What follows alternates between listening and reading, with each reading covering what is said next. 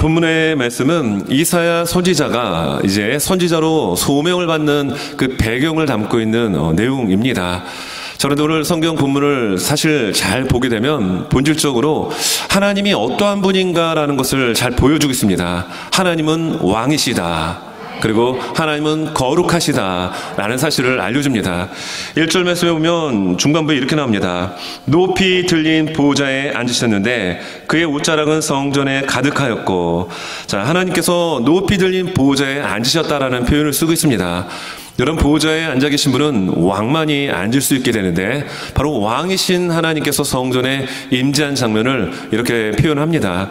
또 5절 말씀에도 보면 후반부에 만군의 여호와신 왕을 배웠음이로다 하였더라. 자, 이사야 선지자가 뵙게 된 그 하나님은 왕으로 오신 하나님이셨습니다. 또 스랍들의 천사들의 그 합창의 고백을 통해서도 알 수 있는 것처럼 3절에 그 하나님은 거룩하신 하나님이셨죠. 그러니까 3절 말씀에 보면 자, 서로 불러 이르되 거룩하다 거룩하다 거룩하다. 하나님께서 얼마나 거룩하셨으면 거룩하다라고 하는 표현을 3번에 걸쳐 사용을 합니다. 히브리어에는 최상급이 없다라고 해요. 그래서 정말 강조하고 중요한 것을 설명할 때는 이것을 재차 반복한다라고 합니다. 예수님의 말씀 자체가 진리요 복음이요 생명이죠. 그런데 예수님께서 말씀하실 때 정말 중요한 포인트를 말씀하실 때는 진실로 진실로 정말로 정말로 이거 진짜야 진짜라고 하는 반복법을 사용하시게 됩니다. 여러분, 하나님께서 얼마나 거룩하셨으면 이 스라베라고 하는 천사들이 거룩하다 거룩하다 거룩하다라고 표현할까요? 오늘 시간 우리가 드려지는 예배 속에서 만나게 될 그 하나님은 바로 거룩하신 하나님이십니다. 자, 그리고 이 하나님을 어떻게 표현하냐면 오늘 3절과 5절에서 만군의 여호와라는 표현을 사용합니다. 이 만군의 여호와라는 뜻이 어떤 뜻이냐면 만자가 1만 만자랍니다. 그리고 군자가 군자예요. 보통 이제 한국어가 한자를 많이 사용하기 때문에 특별히 해외에서 살고 있는 우리들 같은 경우는 굉장히 한자가 들어간 말을 듣게 되면은 굉장히 좀 헷갈리고 어렵습니다. 보통 저희 교회는 뭐 몇십 년씩 미국 땅에 사신 분들이 대부분이잖아요. 그래서 가끔 운전을 하고 가다가 이제 우회전하세요 그러면은 못 알아들으세요. 예, 좌회전 하세요 하면 막 당황합니다. 이거 오른쪽으로 해야 되나 왼쪽으로 해야 되나. 왜냐면 한자이기 때문에 그래요. 그런데 right turn 하면 쫙, left turn 하면 쫙. 근데 거기다 대고 좌회전 하세요 그러면은 직진하는 경우가 있을 수 있습니다. 한자가 들어갔기 때문에 참 말이 어렵습니다. 여러분, 만군의 여호와라는 뜻은 말 그대로 만명의 군사의 여호와라는 뜻이죠. 그런데 이 뜻은 하늘 군대를 다스리는 주권자라고 하는 의미를 가지고 있어요. 그래서 이 만군의 여호와라고 하는 이 단어가 구약 성경에 282번 등장합니다. 하나님은 하늘의 군대의 주권자가 되시고 이 땅의 군대의 주권자가 되시는 왕이신 하나님이시다. 이것을 설명하고 있죠. 자, 그런데 이 만군의 여호와 하나님, 왕으로 오신 하나님, 거룩하신 하나님께서 지금 성전 가운데 거룩하게 임재를 하십니다. 그리고 그 성전 가운데 임재하신 하나님을 이 이사야 선지자가 목격을 하게 되는데요. 그리고 선지자로 사명을 받고 소명을 받게 됩니다. 그런데 좀 특이한 것은 여러분, 예레미야 선지자나 에스겔 선지자 또는 호세아 선지자 같은 경우는 1장에서 그가 왜 하나님이 택하셨고 선지자로 부르게 된 배경을 잘 설명을 해줍니다. 그런데 오늘 성경은 6장에 와서야 이사야 선지자가 선지자로 부름을 받는 장면을 소개하더라는 겁니다. 여러분, 1장을 보게 되면은 이스라엘, 특별히 남유다의 멸망을 하나님께서 계속 이야기합니다. 무려 5장에 걸쳐 그 남유다의 멸망을 설명하고 난 이후에 6장에 성전에 임하신 왕으로 거룩하신 만군의 여호와 하나님, 하늘의 군대와 이 땅의 모든 군대를 주관하시는 주권자 되시는 하나님을 뵙고 그가 비로소 선지자로 부름을 받는다라는 겁니다. 오늘 성경 말씀 속에 나타난 이 하나님은 성전에 임재하시게 되었는데요. 오늘 드려지는 우리의 예배 가운데 왕으로 임재하시는 거룩하신 하나님, 만군의 이 세상의 우주의 역사와 내 개인의 일생의 삶을 주관하시는 그 하나님을 고백하고 여러분 만나는 은혜의 시간 될 수 있기를 예수님의 이름으로 축원합니다. 여러분, 이렇게 왕 되신 하나님, 거룩하신 하나님이 오늘 성전 가운데 어느 때 찾아오게 되셨을까요? 그래서 저는 오늘 설교의 제목을 거룩하신 하나님과의 만남으로 한번 정해봤고요. 이 거룩하신 하나님께서 이 성전 가운데 오셨을 때 그때가 언제였느냐? 바로 첫 번째로 살펴볼 것은 절망 중에 있을 때 하나님은 찾아와 주셨다라는 겁니다. 오늘 성경 말씀 1절입니다. 우시야 왕이 죽던 해에 내가 본즉 주께서 높이 들린 보좌에 앉으셨는데 그의 옷자락은 성전에 가득하였고 보좌에 높이 앉으신 왕으로 오신 그 하나님을 보게 됩니다. 물론 하나님을 직접적으로 보진 못했죠. 그 형상을 봤던 겁니다. 일어나는 문지방이 요동하고 연기가 가득하게 임재하는 그 장면을 보게 된 거죠. 자, 그런데 언제 이 일이 일어났냐라는 겁니다. 성경은 말씀합니다. 우시야 왕이 죽던 그 해에 바로 성전에 하나님의 영광이 임재하였다라는 겁니다. 여러분, 우시야 왕은 남유다의 10번째 왕입니다. 그리고 다윗과 어찌 보면 솔로몬 이후에 이 남유다를 최고로 번영시킨 그런 왕이었습니다. 여러분, 그 왕이 죽었습니다. 여러분, 이사야 선지자의 입장에서도 그 자체가 낙심이 되었을 거예요. 그리고 남유다 사람들도 백성들도 큰 낙심이 되었을 겁니다. 절망이었죠. 왜냐하면 이때 남유다는 우시야라고 하는 왕이 16살의 나이에 왕이 돼서 무려 52년간 태평성대를 구가하게 됩니다. 여러분, 이때 북이스라엘의 왕은 누구였을까요? 여로보암 2세였습니다. 여로보암 2세도 북이스라엘의 19명의 왕 중에 가장 긴 41년 동안 북이스라엘을 통치합니다. 여로보암 2세가 통치했던 이때가 북이스라엘의 가장 전성기였습니다. 희한하죠. 남유다 우시양이 52년 동안 통치할 때 솔로몬 이후에 가장 태평성대를 누리게 되었고, 동시대 여로보암 2세는 북이스라엘을 가장 전성기의 시대로 정치를 하였다는 겁니다. 여러분, 이것은 하나님의 은혜였습니다. 왜냐하면 이때 주변국이었던 아시리아가 여러분 남유다와 북이스라엘을 얼마든지 공격할 수가 있었습니다. 그런데 하나님께서는 이 북이스라엘 위에 위치하고 있는 아람과 아시리아와 아수르와 계속 전쟁이 일어나도록 상황을 만들어줬던 겁니다. 그러니 자연스럽게 남유다와 북이스라엘은 전성기를 구가할 수가 있게 되었죠. 어찌되었든 이 우시야 왕은요 52년 동안 남유다를 통치하면서 가장 큰 영토를 확장시킵니다. 성경 말씀에 보게 되면 기술자, 재주가 있는 사람들로 하여금 신무기를 제조하게끔 합니다. 여러분, 신무기를 갖고 있으니 적들이 두려워하겠죠. 그리고 이때 당시에 근간을 이뤘던 그 산업이었던 농업을 집중적으로 개발시켜 농사가 잘 되도록 합니다. 그리고 에시온 게베레라고 하는 항구를 장악해서 국제 무역에, 지금으로 하면 그 무역을 통해서 많은 돈을 여러분 창출하게 합니다. 국방과 정치와 경제와 모든 면에서 탁월한 정책을 이끌어왔던 왕이 우시야였습니다. 그런데 그 왕이 죽었습니다. 그리고 아시리아, 이 성경의 아수르라고 하는 나라가 아람과의 전쟁이 어느 정도 일단락이 됩니다. 그러면 아수르는 누구를 공격할까요? 이스라엘과 남유다를 침공해 올 겁니다.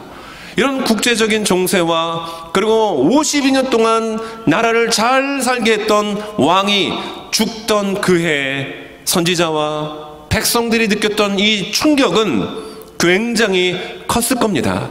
절망 그 자체였을 것입니다. 여러분, 성경 우리가 읽었던 6장 바로 앞부분의 5장의 말씀을 보게 되면 28절 30절의 말씀에 이런 말씀을 기록합니다. 오늘 본문 바로 앞부분인데요. 자, 그들의 화살은 날카롭고, 여기서 말하는 그들은 남유다를 멸망시킬 이방인들의 세력인데 이걸 하나님이 말씀해 주시는 거예요. 자, 남유다를 멸망시킬 그들의 화살은 날카롭고 모든 활은 당겨졌으며 그들의 말굽은 부싯돌 같고 병거바퀴는 회오리 바람 같을 것이며 그들의 부르짖음은 암사자 같을 것이요 그들의 소리지름은 어린 사자들과 같을 것이라. 그들이 부르짖으며 먹이를 움켜 가져가 버려도 건질 자가 없으리로다. 그날에 그들이 바다 물결 소리같이 백성을 향하여 부르짖으리니 사람이 그 땅을 바라보면 흑암과 고난이 있고 빛은 구름에 가려서 어두우리라. 여러분, 얼마나 절망적입니까? 남유다가 이렇게 된다라는 거예요. 이방 세력에 의하여 남유다가 이렇게 멸망해서 달도 없고 해도 없는 캄캄한 그때가 곧 도래할 것이다 라는 말씀이 들려집니다. 읽기만 해도 가슴이 답답합니다. 그런데 여러분, 그것을 막아줄 수 있는 왕이 죽었다고 한다면 이 충격이 아마 배가가 되었겠죠. 그런데 성경은 말씀합니다. 이렇게 우시야 왕이 죽던 그 해에 진정한 남유다 백성들의 소망이 되시는 왕 되신 하나님께서 그들 가운데 나타나셨습니다. 만군의 여호와, 하늘의 군대와 이 땅의 군대의 주권자가 되시는 그 하나님께서, 거룩하신 하나님께서 하나님의 성전 가운데 충만하게 그들 가운데 임재하셨습니다. 여러분, 우리가 살아가면서 절망적인 상황을 만날 때가 너무너무 많습니다. 우리는 코로나19이라는 이 괴물을 여러분 3년 동안 겪었습니다. 그래서 세계 경제가, 그리고 올 한 해 내년의 경제가 여러분 밝습니까? 아니면 5장 30절에서 말한 것처럼 흑암과 어둠의 그런 경제 지표를 많은 사람들이 지금 쏟아내고 있습니까?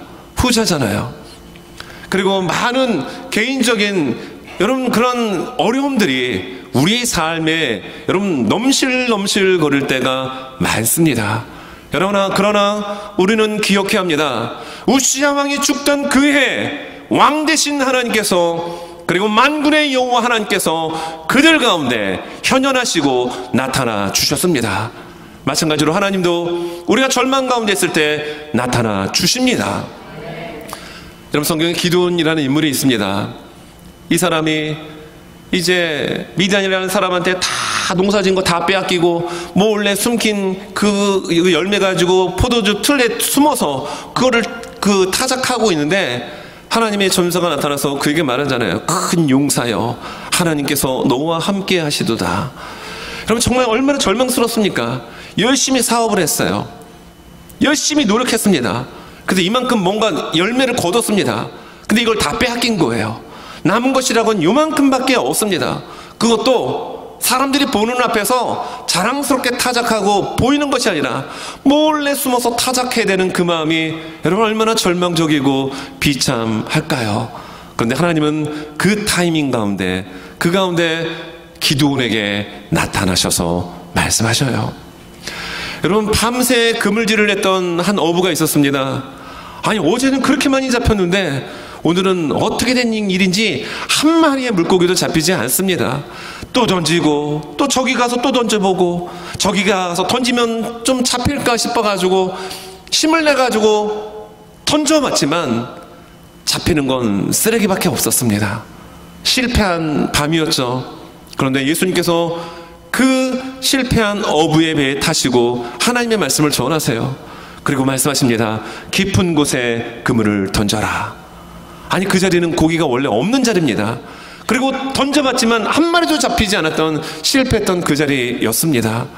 그런데 이런 절망과 정말 실패를 경험했던 이 한 어부가 그 예수님의 말씀을 듣고 그 깊은 실패의 자리에 그물을 던졌을 때 여러분, 그물이 찢어질 정도로 잡히게 됩니다. 그가 바로 베드로였죠. 여러분, 베드로처럼, 기드온처럼 우리는 삶의 자리에 그렇게 낙심되고 실패를 경험할 때가 여러분 있어요. 지금 그게 우리들의 삶의 모습입니다. 그러나 그때마다 우리 하나님은 우리에게 찾아와 주십니다. 우리에게 말씀해 주십니다. 우리의 손을 붙잡아 주십니다. 그리고 달려갈 수 있는 힘을 우리에게 부어 주십니다.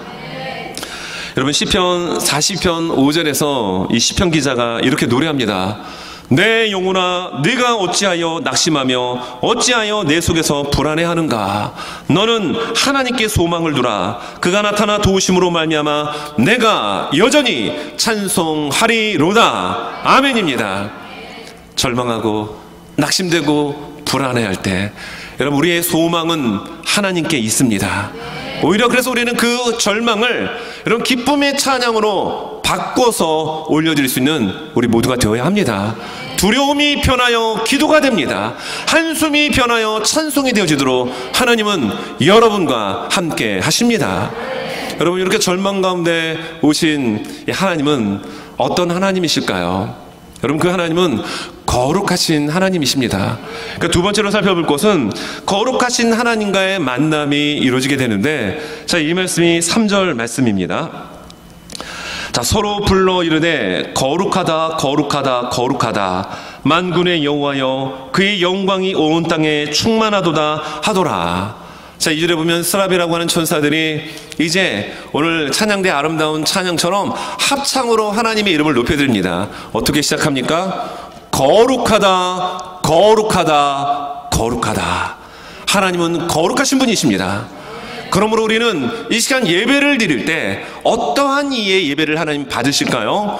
거룩한 하나님의 자녀의, 하나님의 백성의 예배를 하나님은 받으십니다. 여러분, 하나님께서 이스라엘 백성들을 왜 출애굽시키셨을까요? 몇 가지의 이유와 목적이 있지만 그 중에 하나는 하나님의 백성이기에 거룩하게 하시기 위하여 하나님은 출애굽을 시켜주셨어요. 여러분, 성경 말씀에도 이렇게 나오는데, 자, 레위기 11장 45절 말씀 앞에 스크린 보면서 같이 우리 한번 읽도록 하겠습니다. 시작. 나는 너희의 하나님이 되려고 너희를 애굽 땅에서 인도하여 낸 여호와라. 내가 거룩하니 너희도 거룩할지어다. 여러분, 인도하여 낸 목적이 하나님께서 하나님의 그 백성들의 주가 되시기 위해서 그들을 애굽에서 탈출시켰다고 말씀합니다. 그리고 하나님의 거룩하심을 이야기합니다. 그러므로 너희도 거룩할 것을 이야기하고 있죠. 여러분, 이 말씀이 사실 레위기에 여러 차례 반복이 되는데 또 한번 나오는 레위기 20장 8절 말씀 같이 한번 이 말씀들 읽겠습니다. 시작. 너희는 내 규례를 지켜 행하라. 아멘입니다. 여러분, 이스라엘 백성들은 하나님을 따르는 존재였습니다. 그래서 광야에서도 하나님은 구름 기둥과 불 기둥으로 그들을 인도하여 주셨습니다. 그것은 겉으로 드러나는 모습일 뿐이었습니다. 여러분, 하나님의 속성 가운데 가장 중요한 것은 거룩하심입니다. 여러분, 거룩함이 무엇입니까? 거룩함이라는 게 뭐 목소리 막 거룩하게 할렐루야 뭐 이래 거룩 막 이러고 걸음걸이를 막 이렇게 뭐 해야 뭐 거룩합니까? 그렇지 않죠. 거룩의 가장 중요한 그 핵심은 구별이라는 겁니다. 여러분, 하나님은 빛이십니다. 그럼 우리를 향하여 하나님은, 예수님은 뭐라고 말씀하십니까? 너희는 세상의 빛이다. 왜입니까? 우리는 하나님의 자녀이기 때문에 그런 거예요. 하나님의 거룩이라고 하는 그 본질상의 중요한 그 성품을 가지고 계시기 때문에 40년 동안 광야 생활을 통해서 거룩의 훈련을 하나님은 시켰던 겁니다. 그리고 가나안 땅에 들어갔을 때 모든 족속들을 다 진멸하라고 하나님 말씀하십니다. 왜입니까? 그들의 죄악됨. 여러분, 레위기 18장에 보면 가나안 족속들의 그 죄악생들을 아주 낱낱이 고발하며 기록합니다. 차마 강단에서 말할 수 없는 지저분한 죄악의 범죄들이 가나안 족속들의 일상의 모습이었어요. 그래서 하나님은 말씀하십니다. 너희가 가나안 땅에 들어가게 되면 그 7 족속을 다 한 명도 남기지 말고 진멸하라. 왜 그렇습니까? 너희는 거룩한 하나님의 백성이기 때문이다 라는 것입니다. 여러분, 오늘 성전 가운데 나타나신 하나님은 거룩하신 하나님이십니다. 여러분, 이 시간 예배를 드릴 때 하나님과의 만남이 있어야 합니다. 하나님은 어떤 사람을 만나 주실까요? 하나님의 자녀를 만나 주십니다. 마치 아버지가, 어머니가 자녀가 밖에 나가면은 걱정이 됩니다. 아유, 인석이 집에 들어와야 되는데 왜 이렇게 안 들어올까? 지금이야 뭐 스마트폰이 있으니까 뭐 카톡이나 SNS를 통해서 즉시 물어보고 즉시 답을 받는 시대가 됐지만, 여러분 10여 년 전만 해도 그렇진 않았잖아요.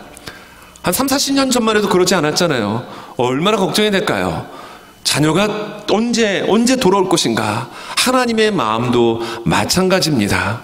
여러분, 하나님은 우리가 정말 세상과 구별되기를 원하십니다.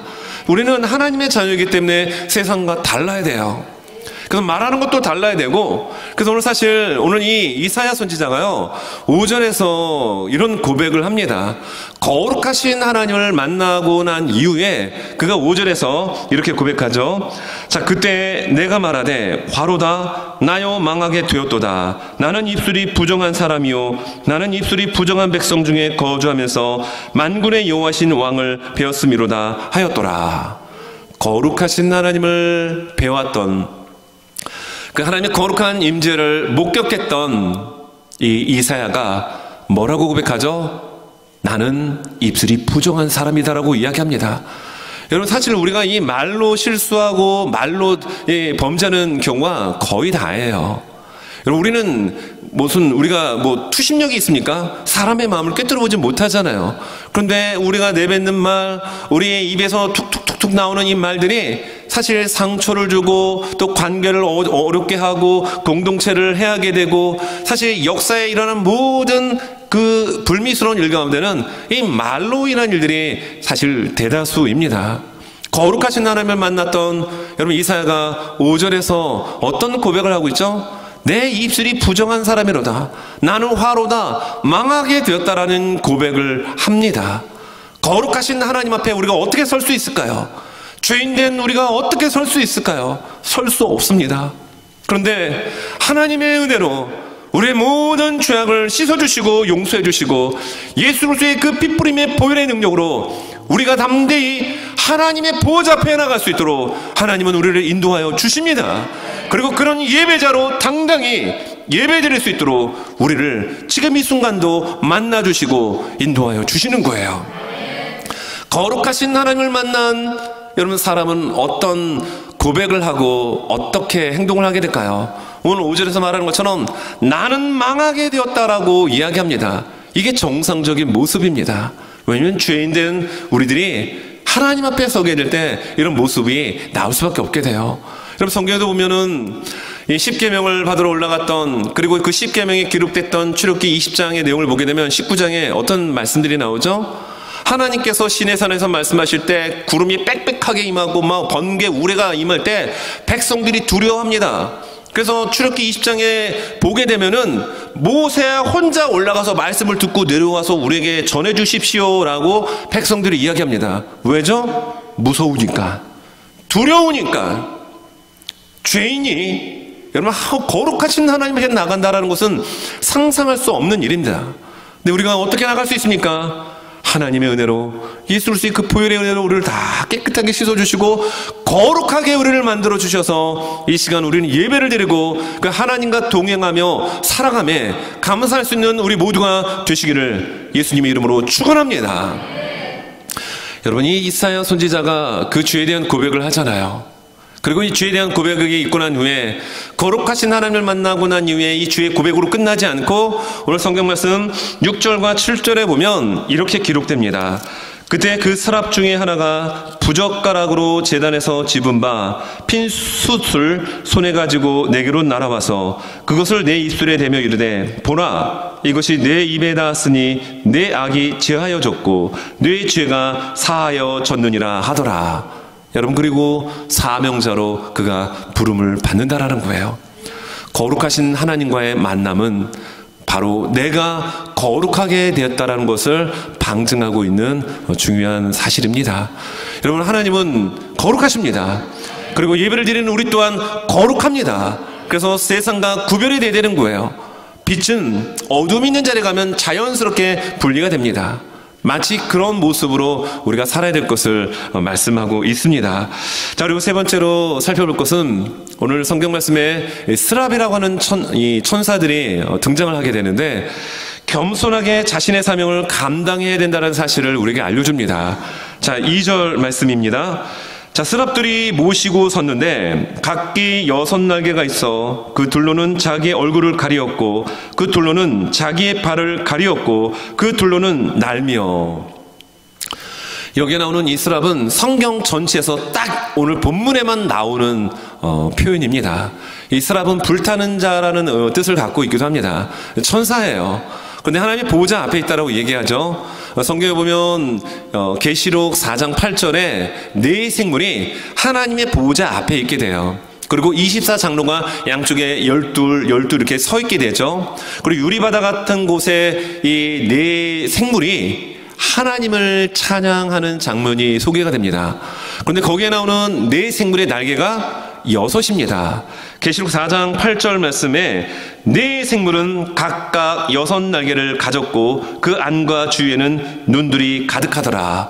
그들이 밤낮 쉬지 않고 이르기를 거룩하다 거룩하다 거룩하다 주 하나님 곧 전능하신 이여 전에도 계셨고 이제도 계시고 장차 오실 이시라고 하며 보호자에 계신 하나님과 어린 양을 찬양하는 장면이 나옵니다. 여기 나오는 네 생물, 그리고 오늘 성경 본문에 유일하게 스랍이라고 하는 이 천사가 나오게 되는데 아마 같은 천사라고 좀 여겨집니다. 왜냐면 일단 날개가 6개예요. 여러분 천사하면 여러분들은 날개를 몇 개로 보통 생각을 하시죠? 네, 보통 2개로. 영화를 너무 많이 보셔서 그래요. 예. 애니메이션 만화 너무 많이 보셔서 그렇습니다. 그러나 성경을 읽고 성경을 가까이 하신 분들은 천사의 날개는 6개입니다 라고 말씀할 겁니다. 오늘 스랍의 날개가 몇 개입니까? 6개예요. 계시록 4장 8절에 나오는 네 생물도 6개의 날개를 가지고 있습니다. 그런데 오늘 성경은 보다 구체적으로 6개의 날개를 가지고 어떻게 합니까? 2날개로는 얼굴을 가리고 2날개로는 발을 가리고 2날개로는 날개짓을 하더라는 겁니다. 여러분, 날개가 얼굴을 가리라고 있는 건가요?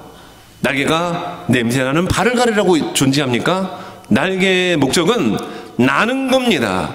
그런데 스랍이라고 하는 이 천사가 왜 4개의 날개로는 발과 얼굴을 가리고 2개로만 날개짓을 할까요? 하나님 앞에 설 때 천사마저도 하나님의 그 거룩한 모습을 감히 볼 수가 없는 거예요.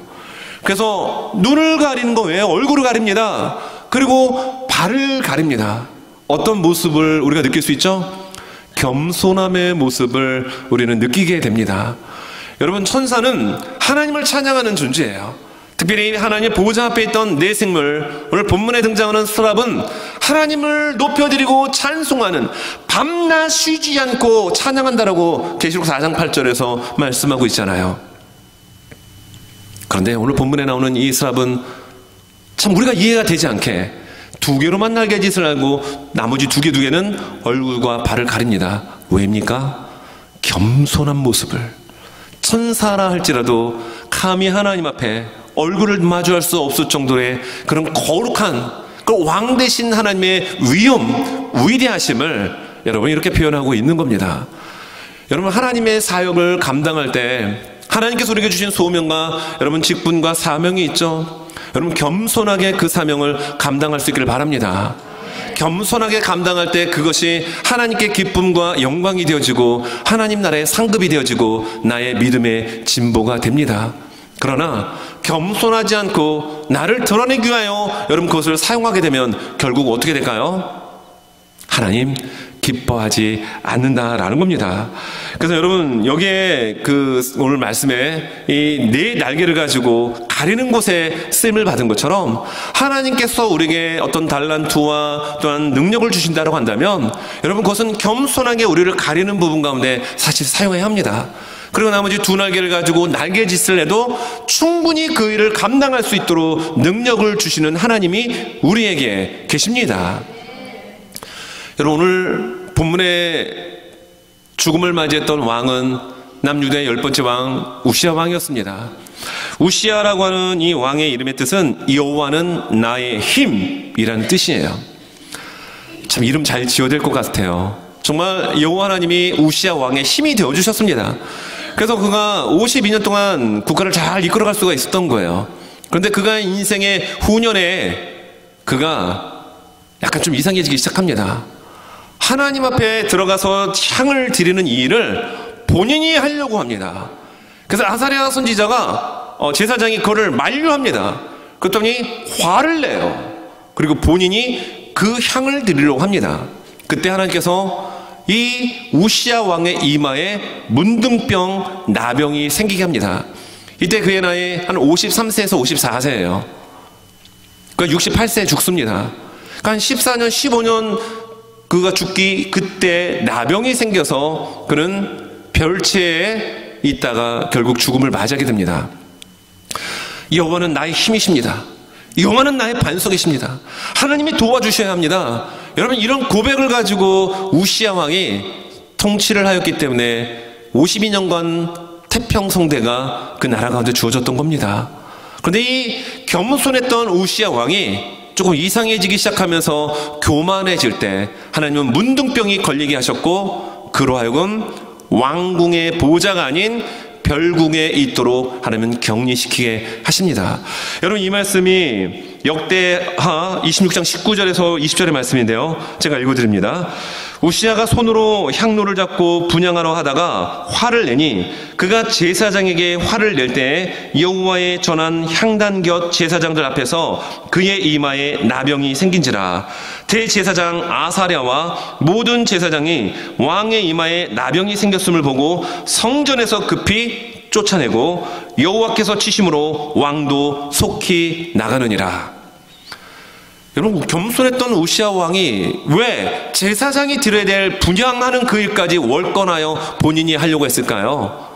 겸손하지 않았기 때문입니다.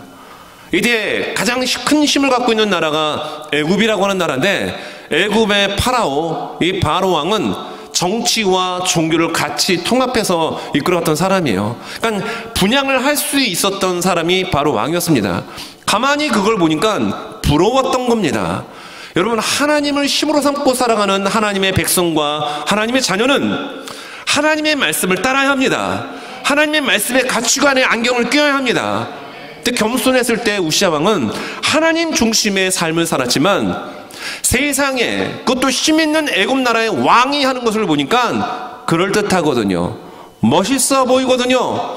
그러니 그것을 보고 그걸 따라하다가 문둥병에 걸려 약 14년에서 15년 동안 별채에 격리된 그런 비참한 죽음을 맞이하게 되었다라는 겁니다.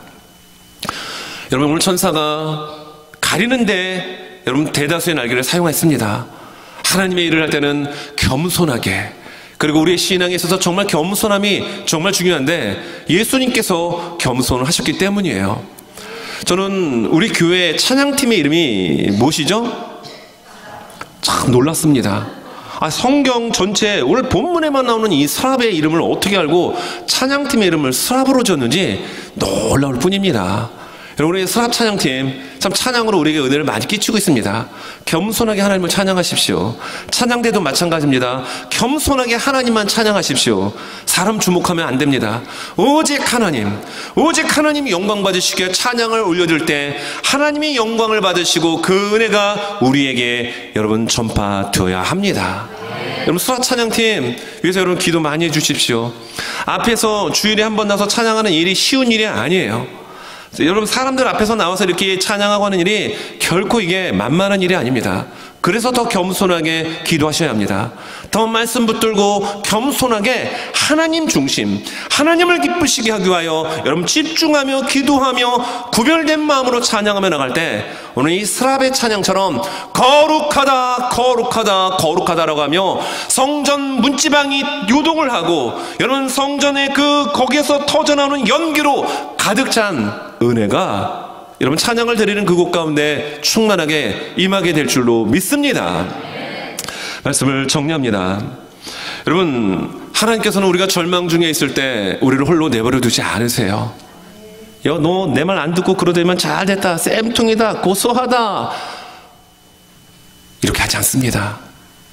이스라엘 백성과 선지자가 이사야 선지자가 한 40년 동안 5명의 왕을 섬기게 됩니다. 긴 장시간 동안 선지자의 사명을 감당하면서 많은 일들이 있었죠. 그리고 그는 므낫세 왕에 의하여 순교를 당하기도 합니다. 그만큼 산전수전 많은 일들을 이사야 선지자가 겪었지만 정말 한 나라가 가장 잘 사는 그 종점을 찍고 이제 아수르의 공격 앞에서 백성과 얼마나 많은 절망과 두려움들이 여러분 그들 가운데 여러분 덮쳐왔을까요? 그러나 그때 하나님은 나타나 주셨습니다. 왕의 모습으로, 거룩하신 하나님의 모습으로, 그리고 만군의 여호와, 하늘의 군대와 이 땅의 군대를 주관하시고 섭리하시는 주권자의 모습으로 나타나 주셨습니다. 여러분, 그 하나님은 동일하게 여러분들이 정말 힘들고 어려워하실 때, 절망 가운데 있을 때 함께하여 주십니다. 찾아와 주십니다. 여러분, 그 하나님을 붙들고 나아갈 수 있는 우리 모두가 되시길 바랍니다. 그러면 여러분, 오늘 이사야 선지자가 거룩하신 하나님을 만나 뵙게 되었을 때 그가 자신의 죄인된 모습을 발견하게 됩니다. 나 화로다. 나는 망하게 되었다. 거룩하신 하나님을 내가 어찌 배울 수 있나?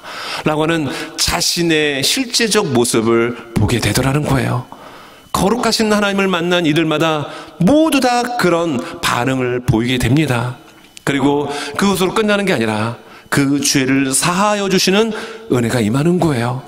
여러분, 우리의 죄는 겉으로 행동으로 실천을 해야만, 행동으로 나타나야만 죄가 아니라, 그런 죄를 범하게 되면 경찰들이 와서 우리를 구속하잖아요. 세상의 법적 구속력을 우리에게 행사합니다. 그러나 성경이 말하는 죄는 그것도 포함하지만 우리의 내면, 우리의 생각, 우리의 마음속에 일어나는 작은 것까지도 성경은 죄라고 얘기합니다. 여러분, 그런 관점에서 보면 이 땅에 죄인 아닌 사람이 누가 있단 말입니까? 다 죄인입니다. 저도 죄인이고 다 죄인이에요. 그런데 오늘 죄인이라고 고백했던 이사야 선지자에게 천사가 숯불을 가져다가 그 입에 갖다 대니 그 죄가 사하여졌다라는 거예요. 예수님의 그 보혈의 능력은 우리의 그 모든 죄일지라도 맑게 씻어 주십니다. 그래서 이사야서 1장 18절의 말씀이 무엇입니까? 여호와께서 말씀하시되 오라 우리가 변론하자. 너희 죄가 주홍 같을지라도 눈과 같이 희어질 것이고 진홍같이 붉을지라도 양털처럼 희게 되리라. 이게 예수 그리스도의 보혈의 능력입니다. 그 보혈의 능력으로 우리를 맑게 씻어주셔서 거룩하신 하나님 앞에서 기뻐하며 살아갈 수 있는 그 은혜를 우리에게 주셨단 말입니다. 오늘 우리가 만난 이 하나님은 왕이신 하나님, 절망 가운데 찾아오신 하나님, 만군의 하나님, 거룩하신 하나님으로 우리에게 찾아오십니다. 그리고 우리 안에 거주하십니다. 그 하나님과 함께 이번 한 주 여러분 믿음으로 승리할 수 있는 저와 우리 모두가 되실 수 있기를 예수님의 이름으로 축원합니다.